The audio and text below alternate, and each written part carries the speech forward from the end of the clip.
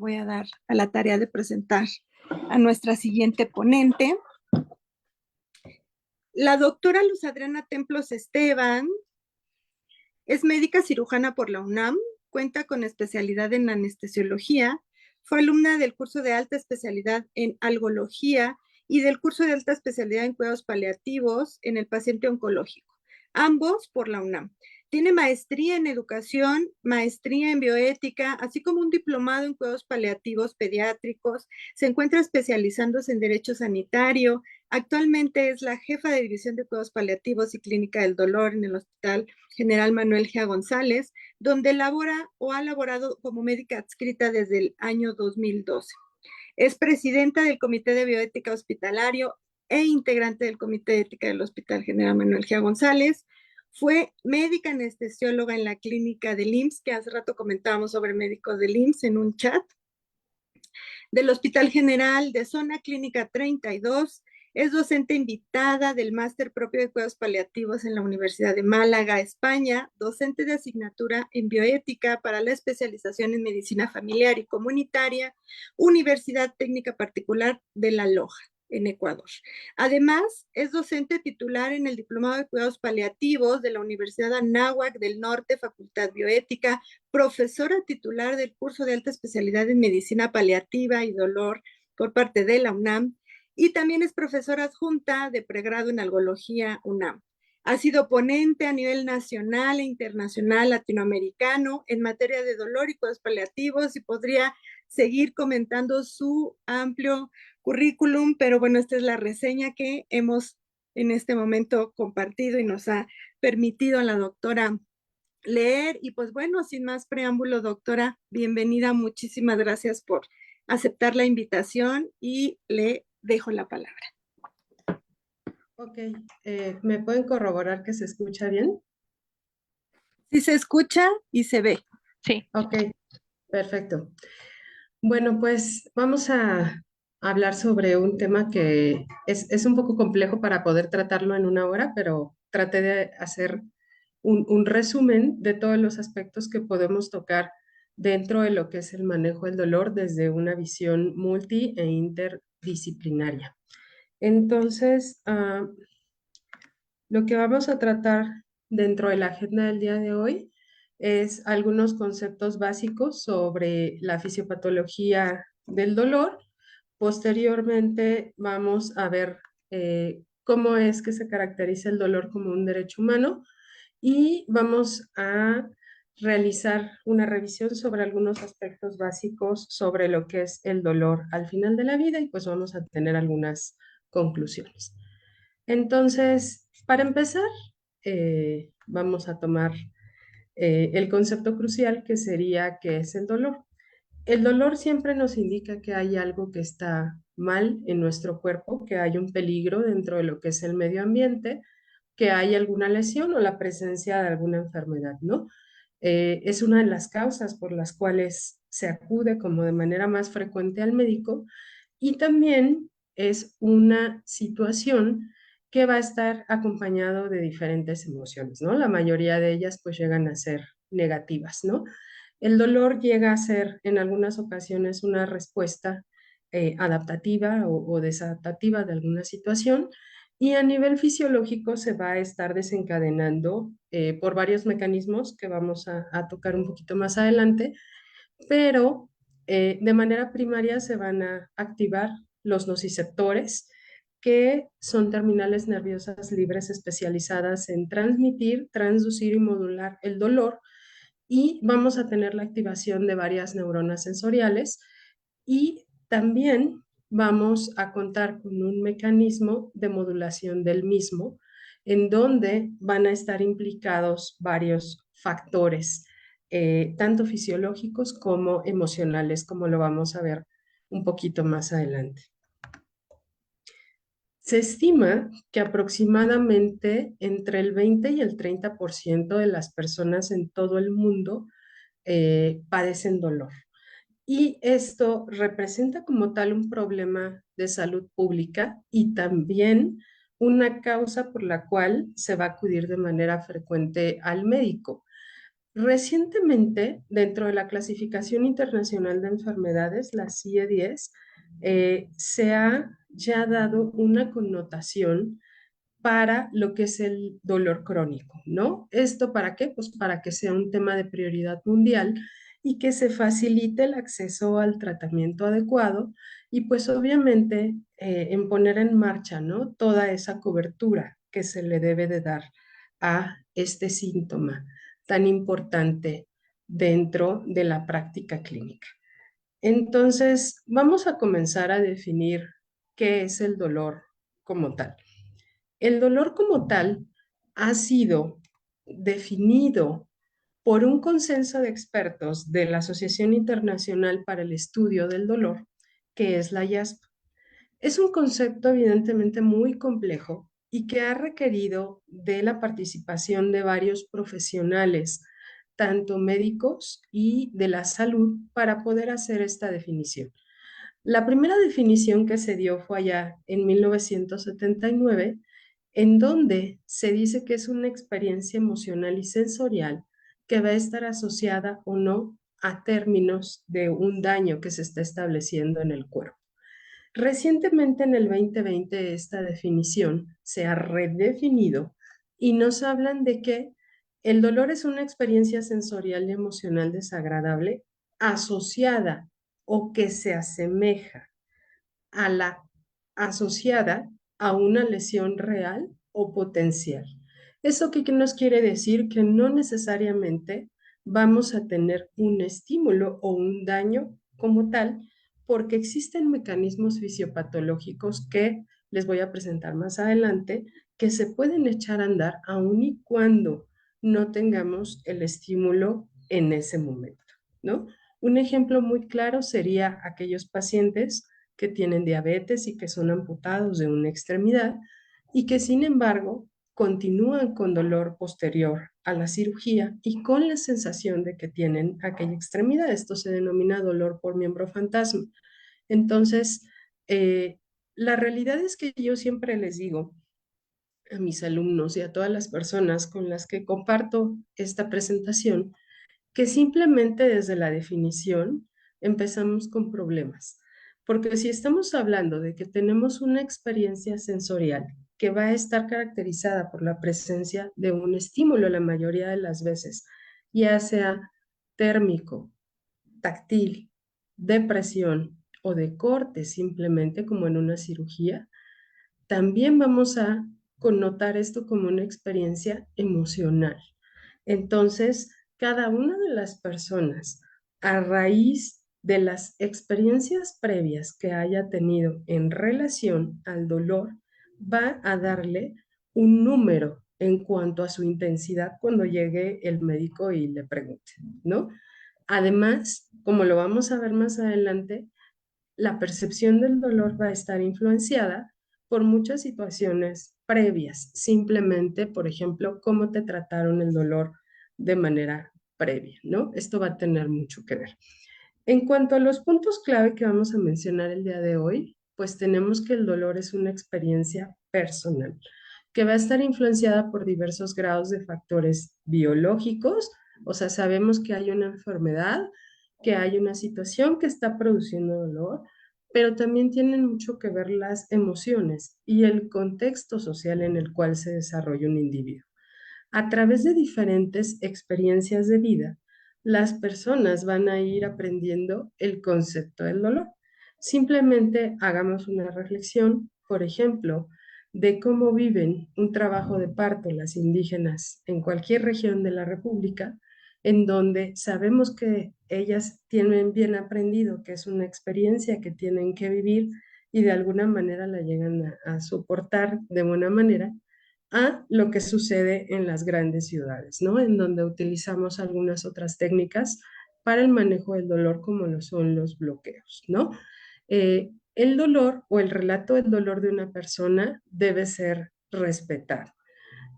La realidad es que hasta este momento no tenemos algún parámetro clínico radiológico o algún parámetro objetivo que nos pueda decir cuánto dolor tiene una persona.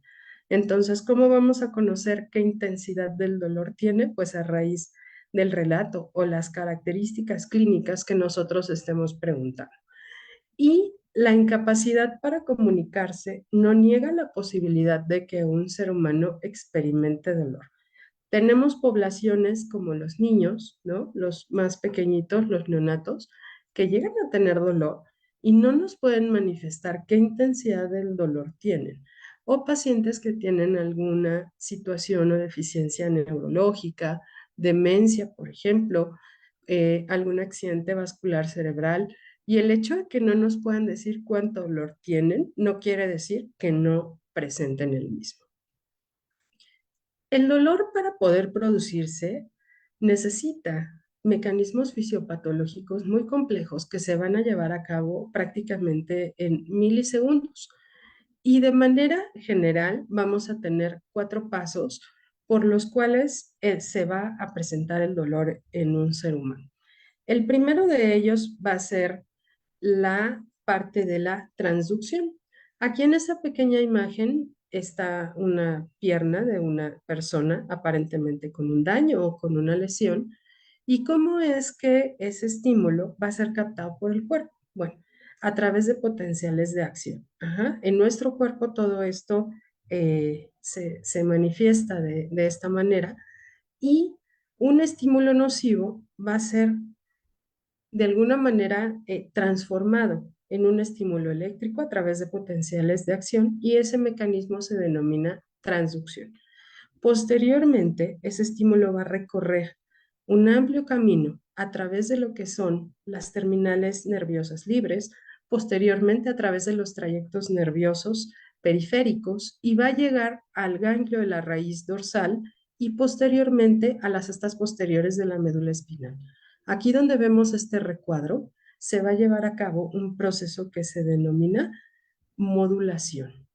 El camino que está recorriendo este estímulo doloroso, que lo vemos aquí marcado en color naranja, se denomina transmisión. Y la modulación va a ser la capacidad de los sistemas endógenos de nuestro cuerpo para tratar de yugular esa respuesta o ese estímulo doloroso.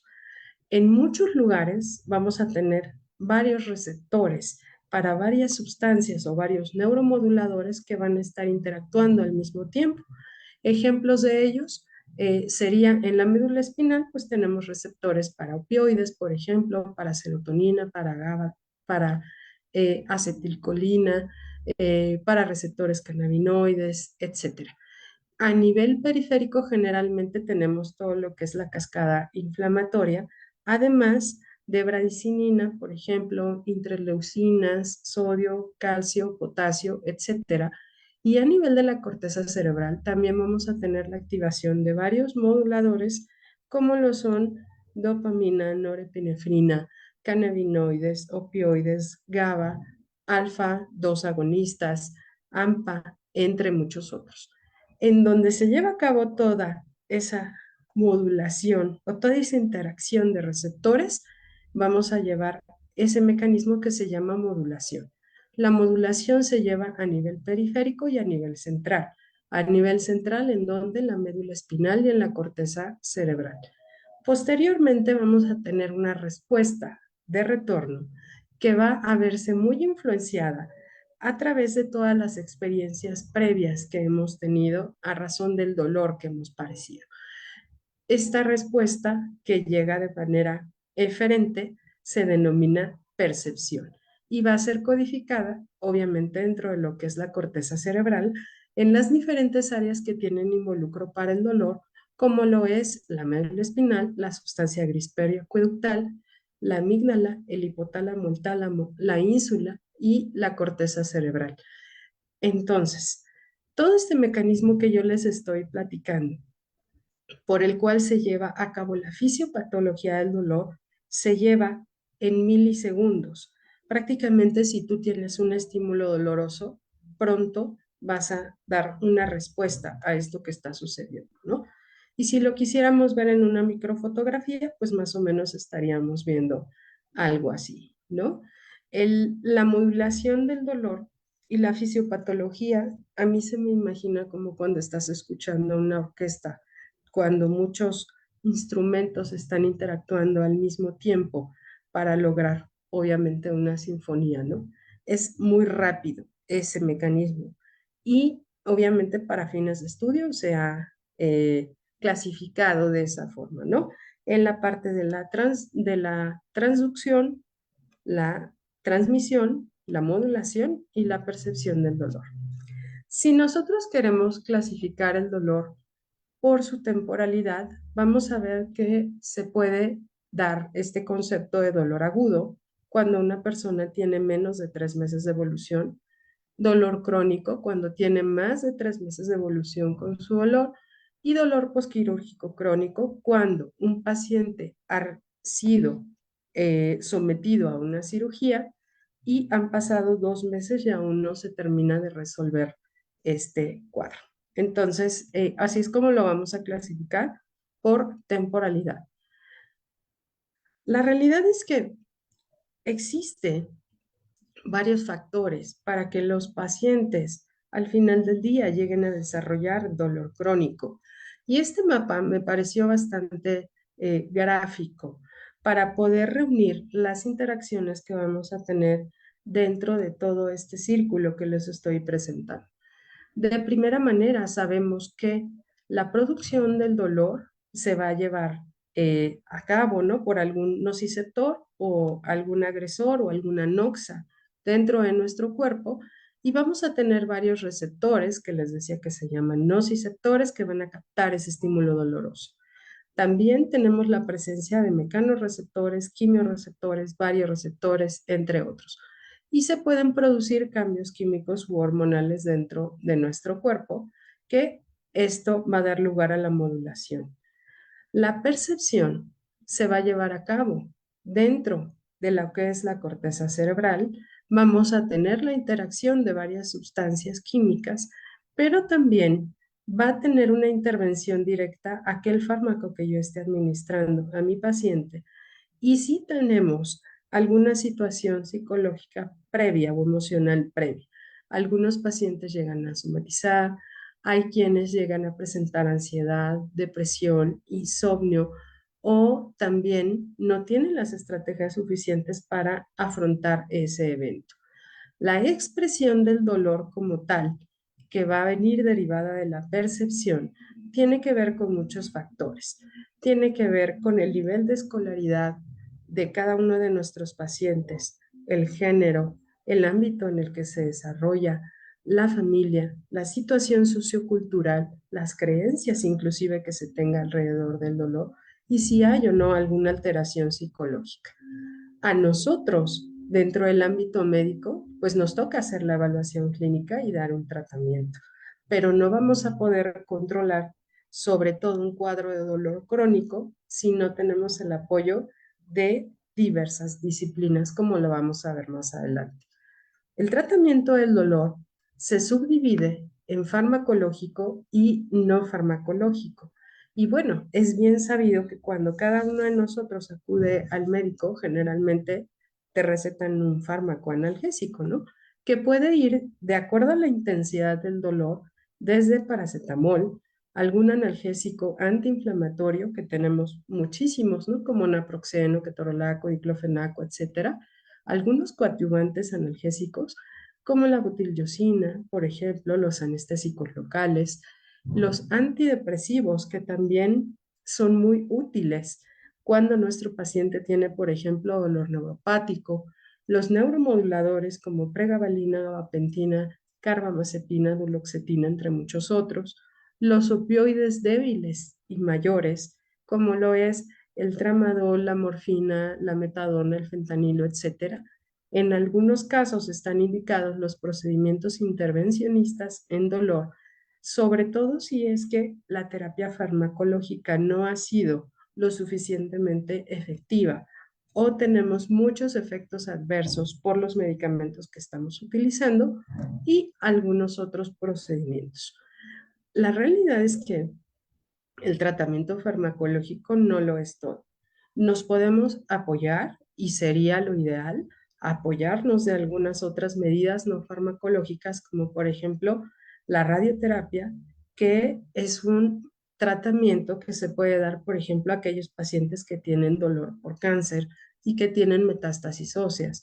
La terapia cognitivo-conductual que hoy por hoy ha demostrado que es la que tiene más evidencia dentro de lo que es el manejo multitransdisciplinario del dolor, acupuntura para algunos tipos de o patologías específicas en dolor, como lo es, por ejemplo, fibromialgia y también algunos tipos de neuralgias, disfunción temporomandibular, por ejemplo. La fisioterapia también, sobre todo cuando estamos hablando de lesiones o traumas ortopédicos. La terapia ocupacional, también obviamente tratando de controlar el ambiente en el que está viviendo nuestro paciente y favorecer la rehabilitación. El tai chi y el yoga, por ejemplo, que nos ayudan mucho en fibromialgia, artritis reumatoide, el hacer ejercicio, la nutrición y los hábitos saludables, que también nos van a ayudar a que el paciente evidentemente no presente o no tenga recaídas dentro de lo que es el dolor. Si tenemos, por ejemplo, a un paciente que tiene diabetes mellitus y está descontrolada y no lleva un buen peso, no lleva un plan nutricional y sigue con descontroles glucémicos, realmente no vamos a poder controlar el dolor. Nuestro primer parámetro es poder controlar o tratar la enfermedad base si es que la hay y hacer, obviamente, todas las medidas higiénico-dietéticas que nuestro paciente requiera. Y tenemos también algunos otros, ¿no? Que se pueden llegar a presentar. La mesoterapia, por ejemplo, la aromaterapia, la musicoterapia, pueden ser algunas alternativas, pero no para todos los tipos de dolor. Evidentemente hay diversos niveles de evidencia en donde podemos utilizar estas otras estrategias. Como tal, existen muchas barreras para poder tratar el dolor. Y el día de hoy les quiero hacer mención de que el dolor o el tratamiento del dolor ha sido considerado como un derecho humano y tenemos varias barreras para lograr el acceso adecuado. En 1948 se hizo como tal el Tratado o la Declaración Internacional de los Derechos Humanos, a la cual está afiliada nuestro país, y nos dicen que toda persona tiene derecho a un nivel de vida adecuado que le asegure, así como a su familia, la salud y el bienestar, ¿no? Vienen varios rubros, como lo es la alimentación, el vestido, la vivienda, la asistencia médica, y nos vamos a enfocar el día de hoy justo en esto, ¿no? Los servicios sociales necesarios también, obviamente, es importante mencionarlos, porque el estado de salud de un individuo va a depender no solamente de la presencia o no de enfermedad, sino también de varios determinantes sociales. Y pues obviamente a esto hace alusión este artículo número 25, ¿no? A poder dar un tratamiento adecuado a la salud o a las enfermedades en general. Y el artículo 5 nos dice dentro de esta misma declaración que nadie deberá de ser sometido a torturas ni a penas o tratos crueles, inhumanos y degradantes. El tener el acceso a los medicamentos esenciales para los cuidados paliativos y el manejo del dolor en cualquier circunstancia, que son básicamente los analgésicos opioides y todas las terapias farmacológicas que yo les he presentado, hacen que una persona pues tenga obviamente esa dignidad dentro de su tratamiento y es indispensable y es un derecho humano. El no tratar el dolor está considerado actualmente como tortura.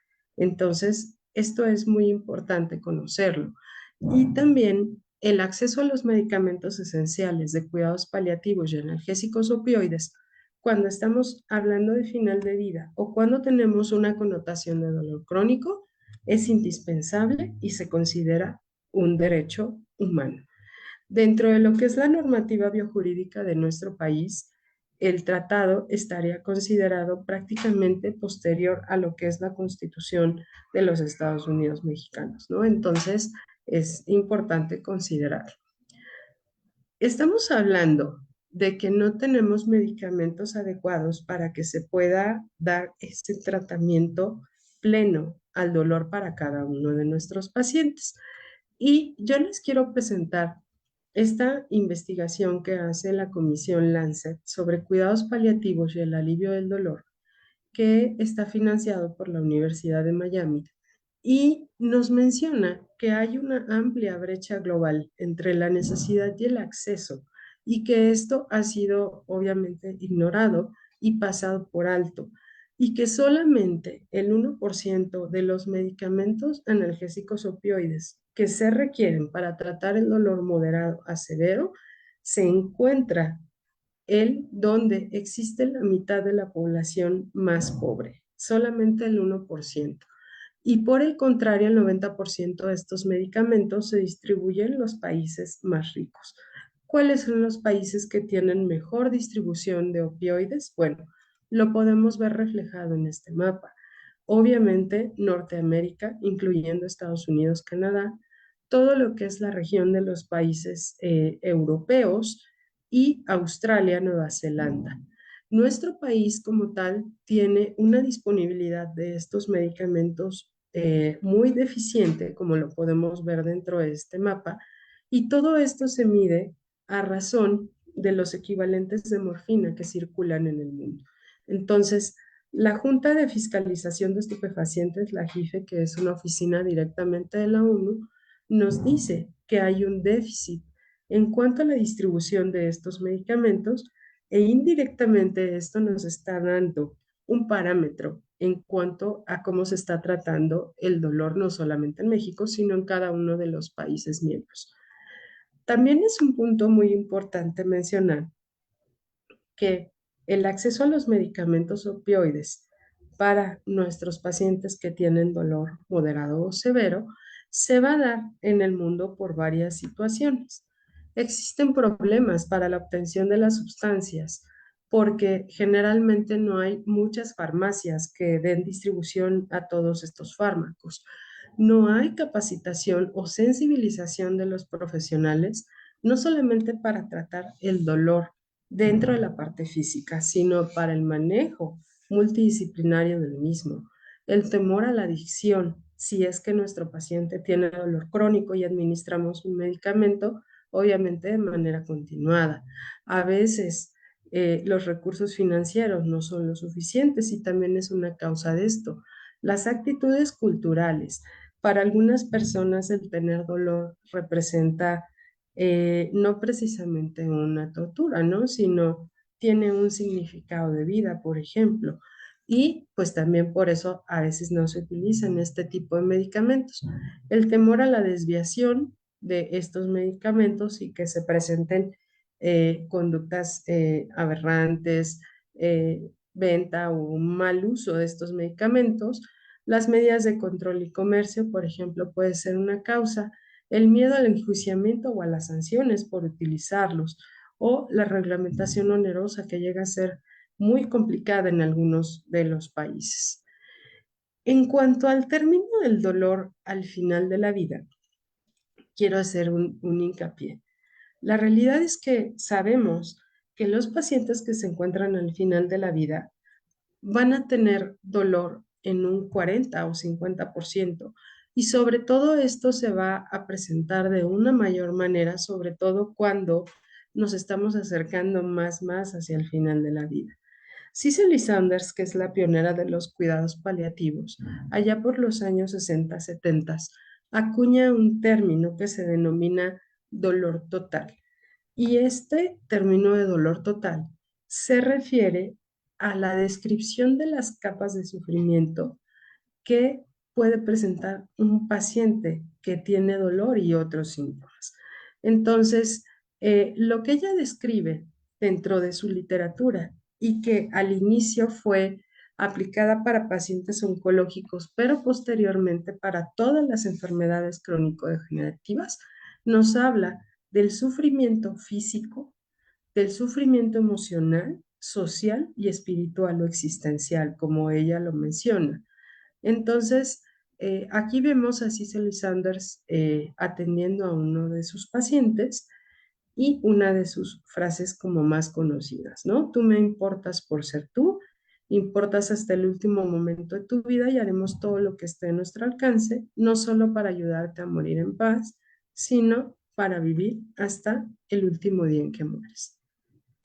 El dolor al final de la vida es un síntoma frecuente, como les mencionaba, y no solamente en aquellos pacientes que tienen cáncer, sino en aquellos que tienen algunas otras enfermedades.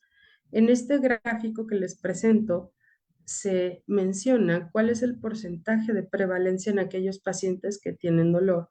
Y veamos cómo hasta un 75% de los pacientes que tienen insuficiencia cardíaca congestiva, un 40% aproximadamente de los pacientes que tienen EPOC, un 40% de los que tienen insuficiencia renal crónica, un 40% de los que tienen demencia y hasta un 70% de aquellos pacientes que tienen VIH-Sida pueden llegar a presentar dolor severo en algún momento cuando estamos en un contexto de final de vida. Pero también es muy valioso el rescatar esta visión transdisciplinaria de la que nos habla Cicely Saunders y en la que quiero hacer hincapié el día de hoy. Debemos, obviamente, de evaluar como clínicos dentro del área médica o del contexto en el que se esté presentando nuestro paciente, por qué por qué está teniendo dolor, ¿no?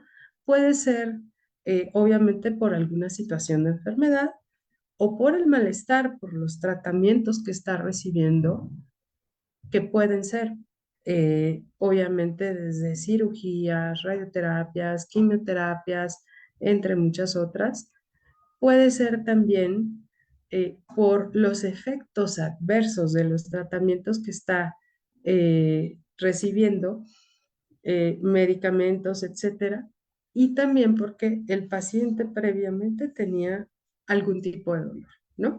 A lo mejor era un paciente que tenía cáncer y además artritis reumatoide, o tiene insuficiencia renal, pero también un problema de osteoartritis, etcétera, ¿no? O sea, nos queda muy claro que la parte física es un elemento muy importante y lo vamos a poder manejar. Pero ¿qué pasa con la dimensión espiritual? Bueno, Cicely Saunders nos habla de que obviamente el concepto de espiritualidad nos abarca toda la trascendencia del ser humano, el sentido de vida, el miedo a lo desconocido, qué es lo que va a pasar después de que yo ya no esté aquí, por ejemplo, o alrededor de esta enfermedad, o qué voy a dejar a aquellos que se quedan, entre muchas otras cosas. La dimensión emocional que nos habla de la percepción que tiene el individuo sobre el proceso de la enfermedad y que tiene dolor y que además se está adaptando a ese dolor y que puede ser que haya diferentes síntomas emocionales y que también puede haber muchos cambios por todo ese proceso de enfermedad, ¿no? ¿Cuántos pacientes no llegan, por ejemplo, a bajar de peso cuando tienen cáncer o llegan a ser sometidos a cirugías que son mutilantes o desfigurantes, por ejemplo, ¿no? Y además de dolor, se tienen que ir adaptando a esa situación. La dimensión social, que tiene que ver mucho con lo que les acaba de platicar Caro hace un ratito, con la familia o los cuidadores primarios, ¿no? Los recursos con los cuales se cuentan, que pueden ser económicos o emocionales también, y también tener bien en claro que el contexto del paciente es muy vulnerable, ¿no? Sabemos que estamos al final de la vida, que quedan pocos días y que nos estamos acercando a situaciones que se van a ir viviendo de manera muy compleja, ¿no? Entonces, nos menciona dentro de sus textos, Cicely Saunders, que debemos de tener un enfoque muy sensitivo e ir incorporando, obviamente, la observación y la identificación del entorno que vive cada una de las personas para identificar en la totalidad todas las necesidades que se tiene cuando se está tratando el dolor y no solamente enfocarnos dentro de lo que es la parte física. Ahora, cuando nuestros pacientes tienen dolor, sobre todo cuando nos enfocamos al final de la vida, el dolor no viene solito. El dolor puede ir acompañado de síntomas muy diversos y pues es obviamente sumarle a la complejidad del tratamiento. Muchos de ellos llegan a tener síndrome de anorexia caquexia, esto es, llegan a bajar de peso, no tienen hambre, tienen mucha fatiga, puede haber presencia de náusea, delirium, estreñimiento, falta de aire, depresión, ansiedad problemas para dormir, problemas de la piel, problemas de la cavidad oral, que en muchas ocasiones llega a ser simplemente se queda de boca todo el tiempo, pero también puede haber la persistencia de algunas lesiones, síntomas urinarios, entre otros. Entonces, el hablar de dolor se vuelve o tiene una connotación, pues obviamente mucho más compleja cuando estamos acercándonos al final de la vida. También es muy claro, y quise mencionar, el papel que tiene la infraestructura dentro de la asistencia de salud. Sabemos que vamos cada día avanzando más en cuanto a la tecnología, los diagnósticos, los pronósticos, etcétera, pero esto ha impactado dentro del acercamiento que tenemos con cada uno de nuestros pacientes y la relación médica que se llega a dar. Ya ha disminuido, por ejemplo, aquel interrogatorio exhaustivo, detallado, la exploración física del paciente, y muchas veces nos centramos mucho en lo que es la toma de laboratorios, estudios radiológicos, paraclínicos, etcétera, ¿no? Y el contacto del profesional de la salud con el paciente obviamente juega un papel muy importante. La atención clínica se ha ido deshumanizando y se ha ido mecanizando. Entonces, realmente esto no nos ayuda mucho, no solamente para el tratamiento del dolor, sino para el tratamiento de cualquier patología que tenga nuestro paciente. Y esto es importante también tomarlo en cuenta. El manejo del dolor desde la parte bioética debe de ser de manera oportuna, y sabemos que tenemos una crisis, le llamamos ambivalente, en cuanto al tratamiento de dolor crónico mediante opioides. El utilizar cualquier medicamento, incluidos los opioides, a la larga puede tener efectos adversos, pero es muy importante ir monitoreando cada uno de ellos.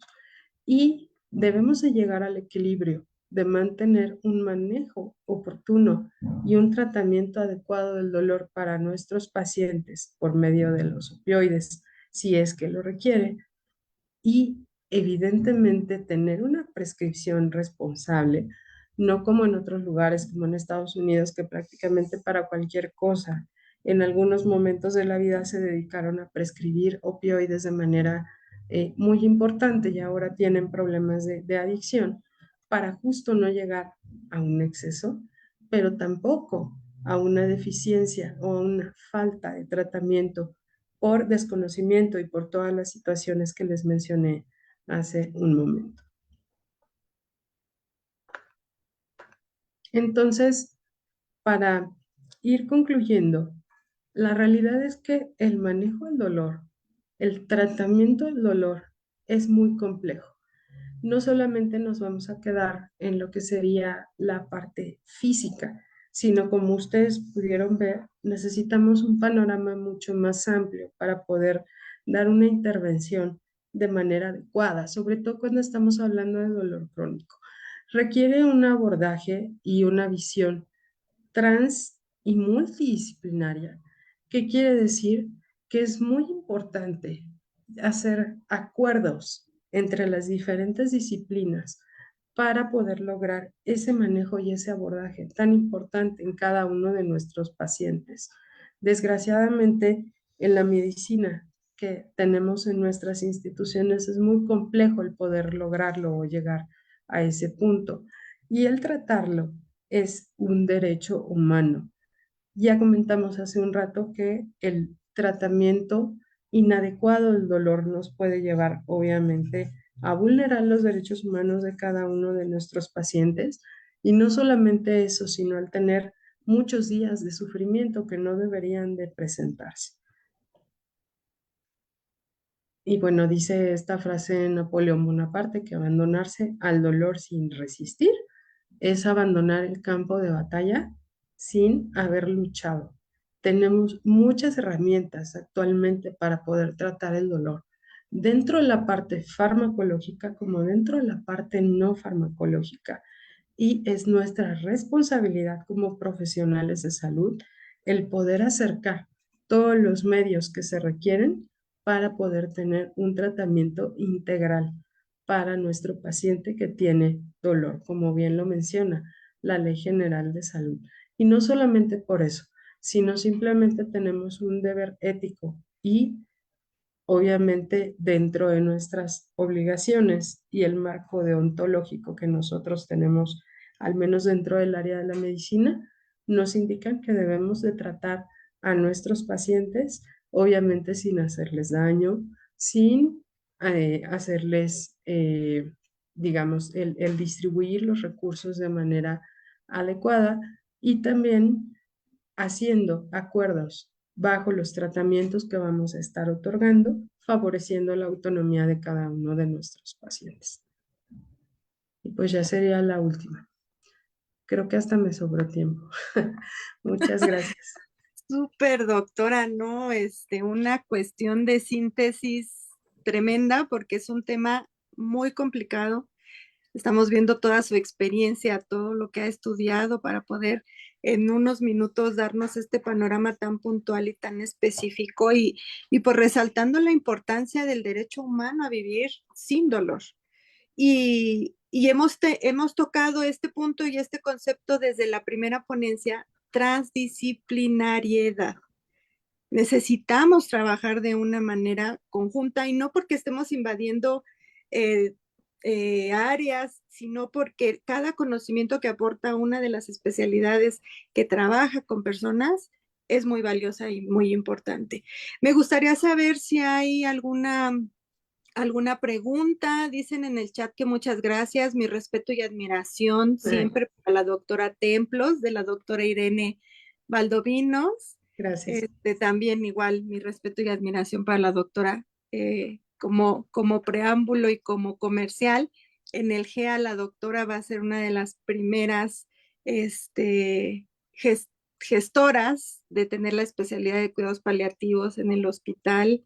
Ya nos dio la primicia hace unos días en el hospital y pues bueno, se los comento también aquí para quienes estén interesados, interesadas. Es para cuestiones de perfil médico, si no mal recuerdo, doctora, pero bueno, es importante que también desde la psicología, como lo decía la maestra Magali en su momento, pues tener conocimientos de cómo hacer para intervenir y qué es lo que se tendría que hacer para intervenir desde el punto de vista psicológico. Impresionante el conocimiento, dice Nadia Peñalosa, condiciones que no había visualizado y qué manera de compartirlo. Es muy valiosa su información. La ponencia es muy enriquecedora. Cuánta información hace falta para entender el dolor desde diversas esferas. Gracias por tanto conocimiento, doctora. Pues bueno, felicidades nuevamente. Si hay preguntas específicas para la doctora. Está Juliet levantando la mano. Juliet, por favor, adelante. Buenas tardes, muchísimas gracias, doctora, por su ponencia. Estuvo muy, muy interesante. Mi pregunta sería, ¿cómo puedes llevar el acompañamiento ahora sí de una persona que sufre dolor crónico en función a que no sea invasivo para la misma persona, puesto que el dolor no solamente es una función, como dice, física, sino también emocional? Ok, bueno, te comento de primera mano, por pura fisiopatología, en los pacientes o las pacientes que tienen dolor crónico vamos a tener al menos en el 50% y que ya está demostrado y está documentado en la literatura, ansiedad, depresión, insomnio, o si tenían alguna psicopatología previa, pues esta se puede exacerbar. Entonces, como bien mencionábamos, es un tratamiento multitransdisciplinario y es importante desde que se hace la valoración clínica del paciente, ofertarle hacer una valoración psicológica para ver si tenemos algún área de oportunidad. Es real que todavía tenemos muchos tabús y muchos mitos en relación a esto, al menos en el hospital es una práctica que hacemos todo el tiempo, ¿no? El ofertarlo cuando llegan nuestros pacientes de primera vez y la realidad es que nos hemos llevado muchas sorpresas y el manejo del dolor pues llega a ser mucho mejor. Si el paciente decide no tomar la opción, pues evidentemente no lo podemos obligar, pero tenemos diferentes situaciones que vamos a contemplar de acuerdo a la patología de cada uno de nuestros pacientes, ¿no? Un ejemplo muy claro es aquellas pacientes que sufren de fibromialgia, ¿no? Que es un dolor musculoesquelético generalizado en donde la paciente va a tener dolor osteoarticular de manera crónica, ¿no? Es muy importante la toma de los medicamentos, neuromoduladores, tramadol, algunos opioides, pero también la intervención, obviamente, de las emociones y el que se haga ejercicio, por ejemplo, el tai chi, la natación, tienen muy buena evidencia y el mantener a nuestra paciente en peso, manejada obviamente por un profesional de la nutrición e inclusive hay descripciones de la suplementación de vitamina E, por ejemplo, ¿no? Entonces, cada una de las disciplinas tiene pues una importancia, ¿no? Y obviamente el sumar y el hacer equipo nos va a ayudar mucho al manejo del dolor. Muchísimas gracias, doctora. Gracias. Muchas gracias, doctora. ¿Alguien más que tuviera alguna pregunta? No hay más preguntas. Pues bueno, si no hubiese más preguntas, muchísimas gracias, doctora, de nueva cuenta.